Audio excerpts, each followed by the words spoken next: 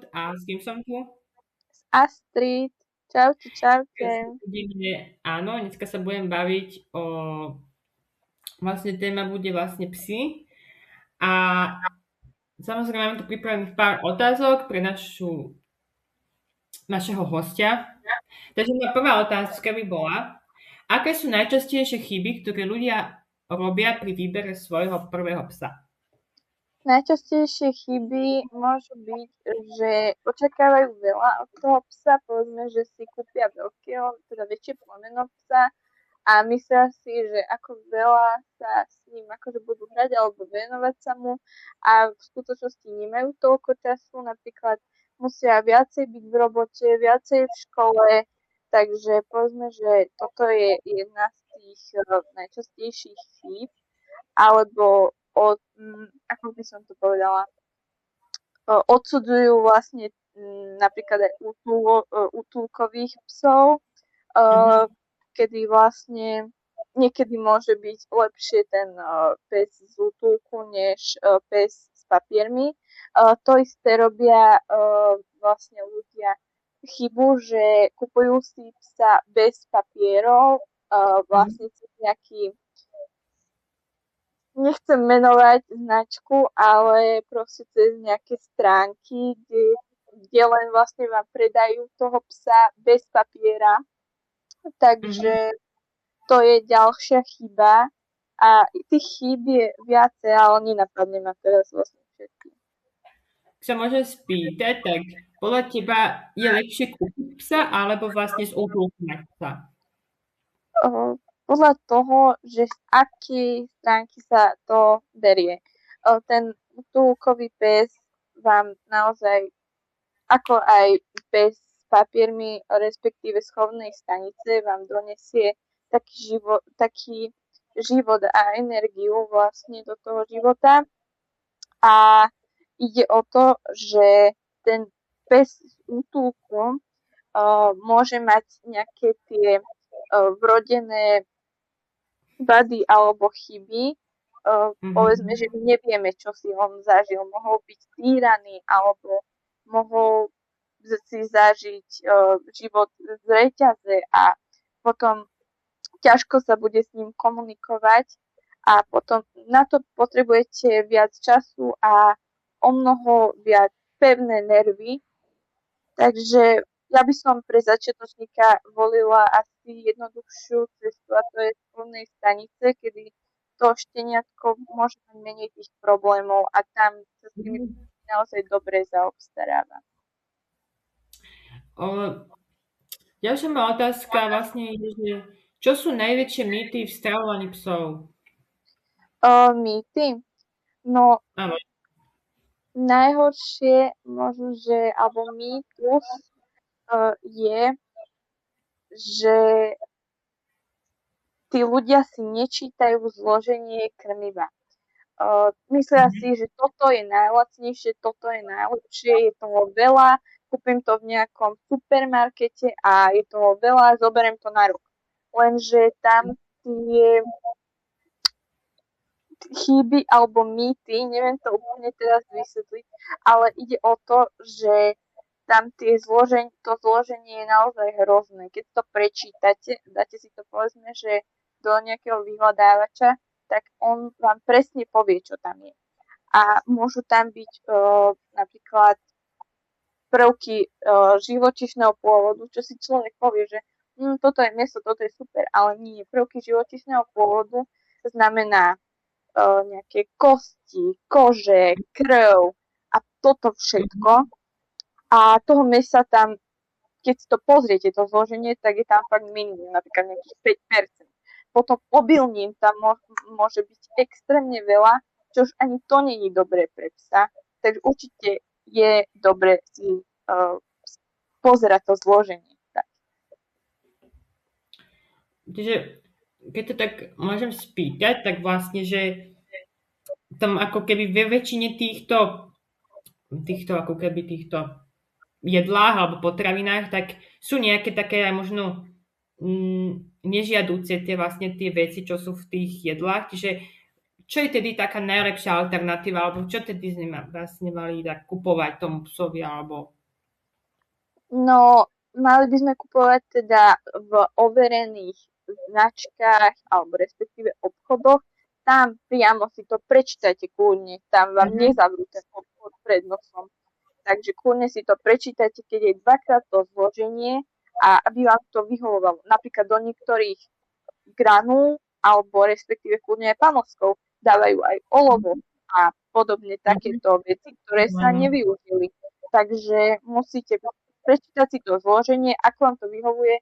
Samozrejme, musíte rátať s tým, keď si zariadujete psa, respektíve si teda toho psa buď kupujete, alebo si ho berete z toho útulku, že vás to niečo bude stáť.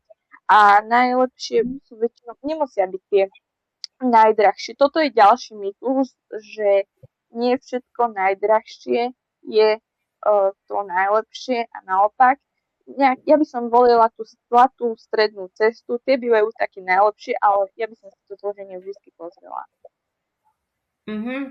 Inak keď sa bavíme o týchto jedlách, tak sú napríklad tieto jedlá, ktoré sú také, že horšie, napríklad majú tie nežadúce napríklad zdroj jedla v tom, tak vlastne ovplyvňujú tú dĺžku toho psa, vlastne tedy dĺžku života toho psa.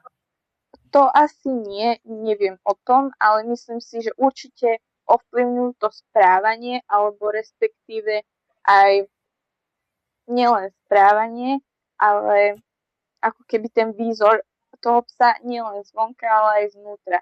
Môže sa mu zrazu ťažšie nielen dýchať, alebo mu to nejako poškodí kosti, črevá a to vnútro vlastne toho psa.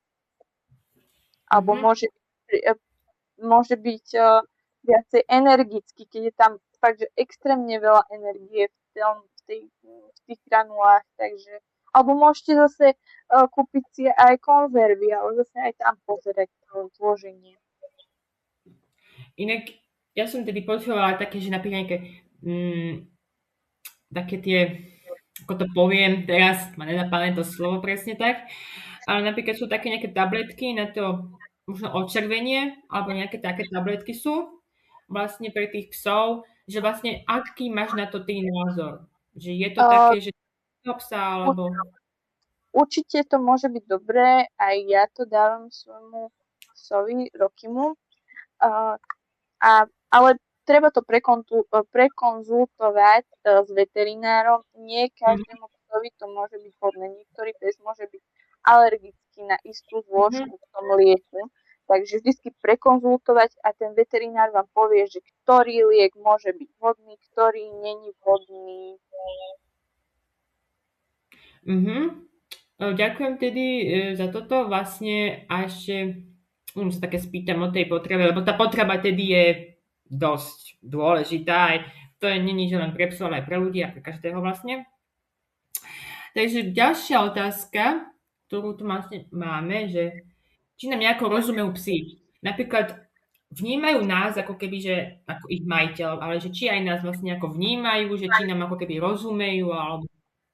Určite áno, nie úplne to, čo my hovoríme, to je jasné, ale keď na ňo on vysíti, že ako na ňo hovoríme, aký tón hlasu používame, akú mimiku tváre používame a psi s nami neustále komunikujú. Napríklad, keď majú chvost hore, alebo tak by som povedala v takom zdravom, spriamenom uhle, tak vtedy a vrtia s ním, tak to je taký asi najčastejší znak, že sa tešia. Potom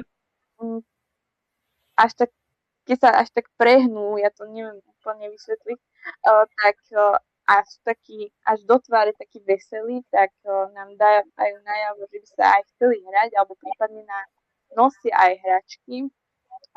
Naopak, keď ten chvost majú stiahnutý a sú takí zhrbení, tak sú smutní a boja sa a keď už vrčia, tak to je už 99% už vám dávajú najavo, že toto sa mi nepáči, toto nie. A potom už človek potom už sa nečudujme, že ten pes pohryzne, keďže ten človek to nevie vyčítať od toho psa, čo mu hovorí. Takže potom sa učujeme, že ten pes po vás chmatne, keď niečo robíme zle. Čiže aká je tá vlastne, alebo jedna vec, alebo pár vecí, čo by sa ľudia mali naučiť od tých psov?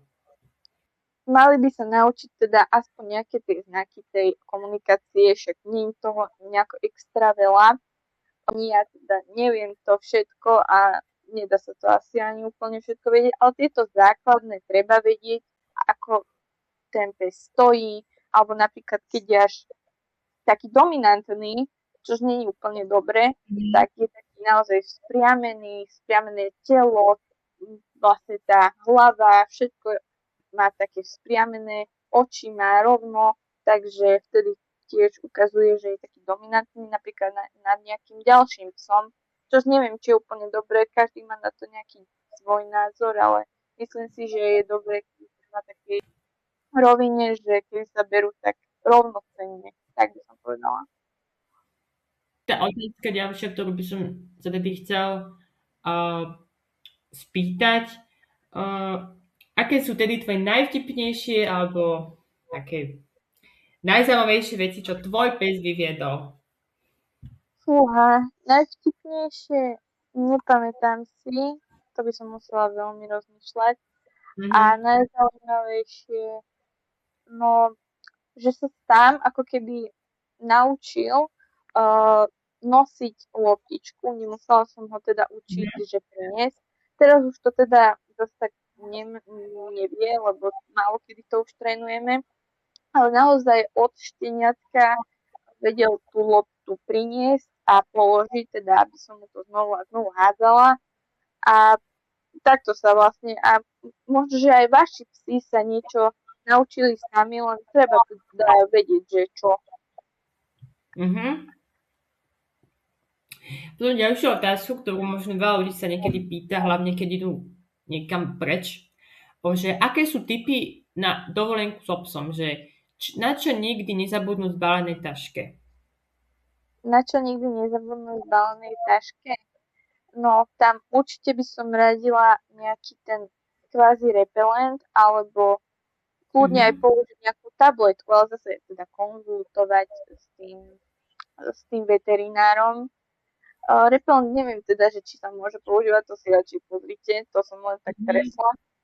Ale určite toto, prevencia proti kliešťom, ďalej určite mať pri sebe pinzetu, pretože hlavne keď teda idete v lete, vtedy sú tie kliešťky všade.